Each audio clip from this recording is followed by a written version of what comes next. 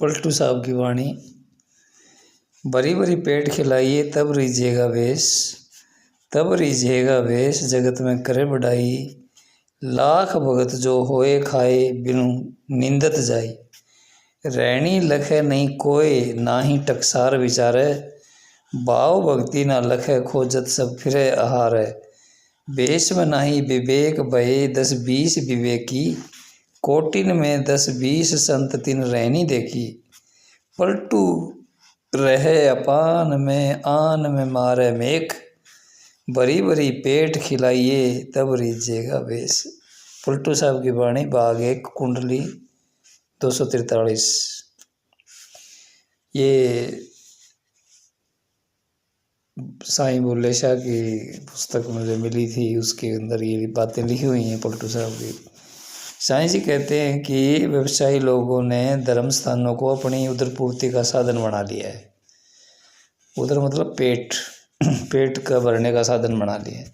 जब तक दिल में से सच्ची विनती नहीं निकलती, मंदिरों और मस्जिदों में माथे रगड़ने से कोई लाभ नहीं।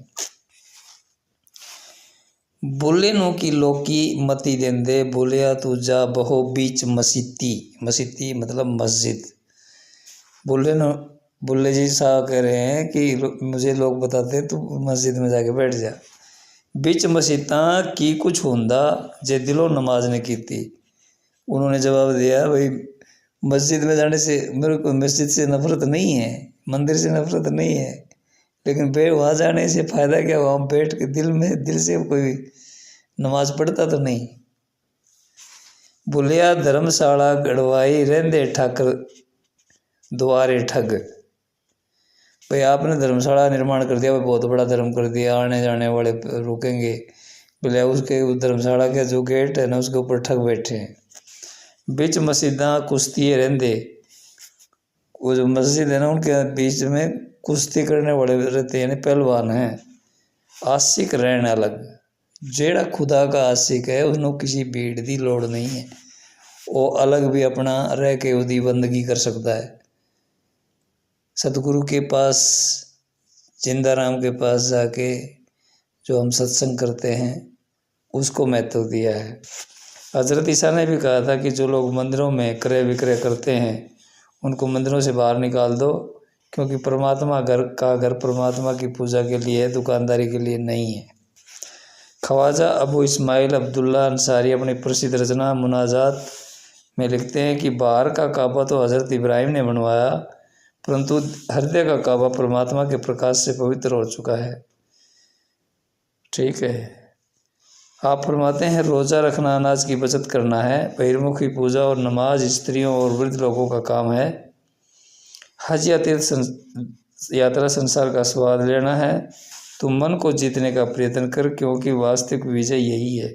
सूफी दरवेश नौसा कहते हैं, हमारी मस्जिद वह नहीं जहाँ मुल्ला रहता है, वास्तविक मस्जिद वह है जहाँ परमात्मा मिलता है। हम अपने आसपास दृष्टि डालकर देख सकते हैं कि आज हमारे धर्म स्थानों की क्या दशा है। सब धर्मों के धर्म स्थान मालिक की भक्ति के वास्तविक दृष्टि से बहुत दूर जा रहे हैं। फिर जो शरीर रूपी मक्का, हरि मंदिर, ठाकुर द्वारा मस्जिद, गिरजा या सीना गांग है, वह भी कुबार की बन चुका है, क्योंकि हम अंदर प्रवेश करके मालिक की सच्ची भक्ति करने के स्थान पर संसार में बाहर ही बाहर भटकते फिरते हैं। हजरत सुल्तान बाहू फरमाते हैं कि कामिल मुर्शिद अंतर में प्रियतम से मिलाप करने की वह युक्ति समझाता है जिससे अंदर ही प्रभु के नाम का पौधा मिल जाता है, पर अंदर ही परमात्मा के दर्शन हो जाते हैं और किसी प्रकार की बहुमुखी साधना करने की आवश्यकता नहीं रहती। साईं बुल्ले शाह जी फरमाते हैं कि मुल्ला और काजी अपना ब्रह्मजाल फैलाकर संसार को गुमराह करने का प्रयत्न करते हैं।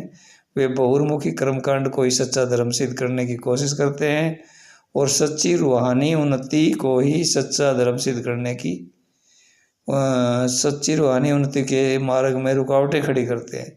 वे लोगों को जात पात, काफिर, मोमिन की कैद में बंद करने का प्रयत्न करते हैं, परंतु इस प्रीतम प्यारे का सच्चा प्रेम इस प्रकार की बनावटी बंधनों में कैसे बंध सकता है। मुल्ला काजी राह बतावन देण धर्म दे फेरे, ई ता ठग ने जग दे जीवर लावण जाल चुफेरे। करम सरया दे धर्म बतावण संगल पावण पैरी जात मजहब इश्क न पुछदा इश्क सरया दा वैरी। मौलाना रूम ने फरमाया कि परमात्मा के सच्चे भक्तों का एक ही धर्म है, अपने अहंग को वश में करके परमात्मा में समा जाना। वे दूसरा कोई धर्म कर्म नहीं जानते। आशिकां रा मजहबे मिल्लत नेश्ती। इस नफल नमाजा कम जनाना रोजे सरफा रोटी हो। सुल्तान बाहू की बात है। मक्के दे वल सोई जांदे दरों जिन्हां दी त्रोटी हो। उचियां बागां सोई देवण नीयत जिन्हां दी खोटी हो। की परवाह तिन्हां नूं जिन्हां घर विच लद्दी बूटी हो। ना रब अरस मुँह अल्लाह उत्ते न रब खाने काबे हो।